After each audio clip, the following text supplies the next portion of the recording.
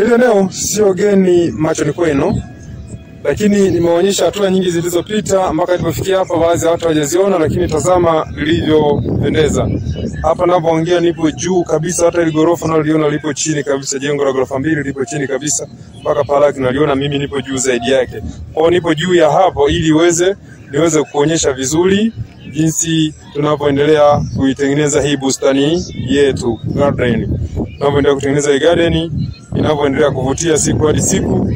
Lengo ni kukuonyesha kile kinachoendelea. Ikiwa kuna baadhi ya vitu umependezewa navyo, na wewe pia unaweza kudesign katika eneo lako ili uweze kuvutiwa katika mazingira yanayokuzunguka. Kwa kuonyesha hivi ili uweze kuona muonekano wa juu jinsi unavyoonekana, kwa maana kwamba tulizoea kuliona ukiwa upande wa chini. Kwa unapokuwa upande wa chini uwezi kuona kila kitu, lakini uzingatie kwamba hili eneo bado linaendelea. Kwa mpaka hapa tulipofikia tumekamilisha kwa 80% tu.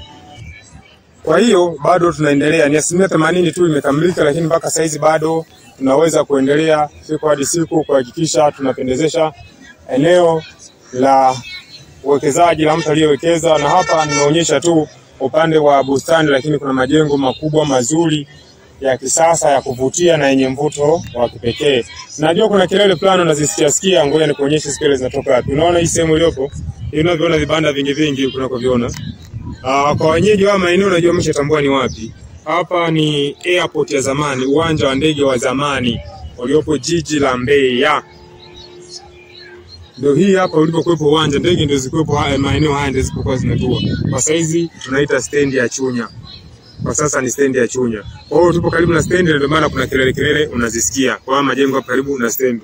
Lakini kuna baadhi ya majengo huwezi kuyaona hapa kwa sababu ndiko ambako nilikosimama mimi, ambako ndio majengo mazuri na kuvutia zaidi.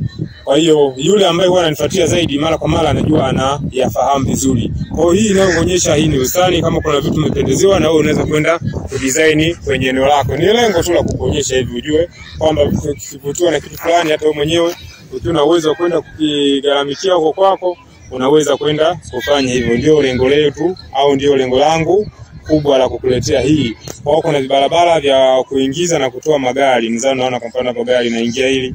Kwa hiyo kuna barabara ambao wataingilia gari rasmi, kuna barabara ya kutokea, na kuna barabara vya watembea kwa miguu. Unapoziona huku na juu unaziona barabara vitatu. Kuna haka kadogo haka ni kwa ajili ya watembea kwa miguu. Inafuata hii hapa ndio barabara yatakayotumika magari yanapotoka, na hii ni barabara inayotumika magari yanayoingia. Kwa sasa wakati bado tunaendelea na ujenzi, kwa barabara zote zinatumika kwa vyote. Ya miguu tu ndio yenyewe kwa miguu tu haitoshi kupita gari, lakini hizo nyingine zote gari linaweza likaingia na kutoka, kwa sababu kuna nyakati watu tunafungua geti moja kama vile unavyoona hapa.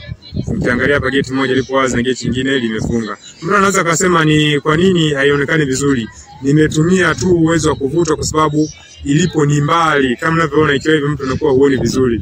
Maana hiyo sehemu iliyopo ni mbali sana, kwa hiyo nimevuta, yani pana mita nyingi.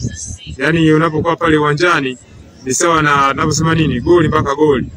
Pana zaidi ya mita 100, pana mita 100 na point. Kwa hiyo nimevuta sana, na ndio maana ukaona kama muonekano wake ni hafifu, lakini ukienda kwenye uhalisia wake ni mdogo sana. Ni huu hapa, ngoja nirudishe kule nilikoitoa.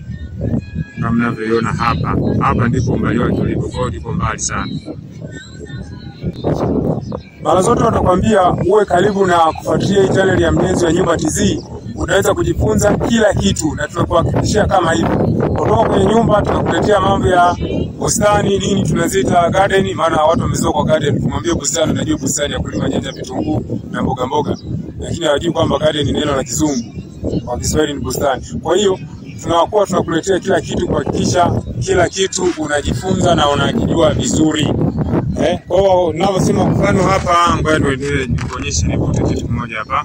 Unaona kwa mfano sehemu hii kwa wale wa watu kama nani wenye viwanda vile wanakuambia karakana. Kwa hiyo hii sehemu ni kama karakana kwetu, ni sehemu ambayo tunazalishia maua.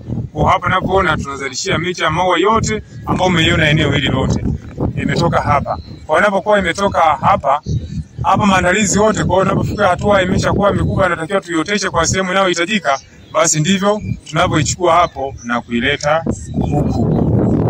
Kwa hiyo tunaona inatumika huko, imetoka pale nilipo kuonyesha. Kwa hiyo endelea kuwa na Mjenzi wa Nyumba ili uweze kuendelea kujifunza mambo mbalimbali, mambo tofauti yanayohusiana na mambo ya kupendezesha nyumba. Ama hakika kwa Mjenzi wa Nyumba hatuachi kitu. Kumbuka, nyumba bora hujengwa na fundi bora. Asante sana kwa kunisikiliza na karibu tena na zaidi. Shukran.